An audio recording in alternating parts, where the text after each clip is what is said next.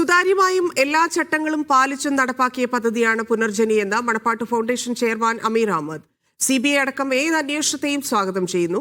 സർക്കാരുമായും സഹകരിച്ച് പദ്ധതിയിൽ നടപ്പാക്കുന്ന സന്നദ്ധ സംഘടനയാണ് മണപ്പാട് ഫൗണ്ടേഷൻ എന്നും സാമ്പത്തിക ഇടപാടുകളിൽ VD സതീഷിന് ഒരു ബന്ധവുമില്ലെന്നും അമീർ അഹമ്മദ് മീഡിയ വണ്ണോട് പറഞ്ഞു. Media one exclusive.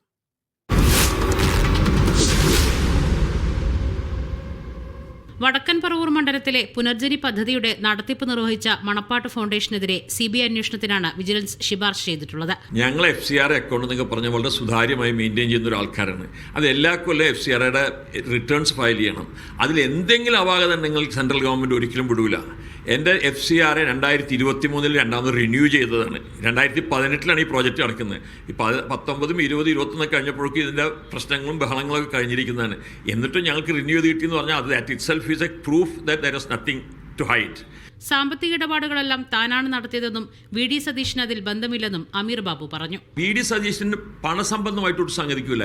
എല്ലാ ചെക്കുകളും ഒപ്പിട്ടിരിക്കുന്നത് ഞാനാണ്. എന്തെങ്കിലും ഉണ്ടെങ്കിൽ എന്നെയാണ് ഉത്തരവാദപ്പെടുത്തേണ്ടത്, അല്ലാതെ അതിൽ കൂടുതലൊന്നുമില്ല.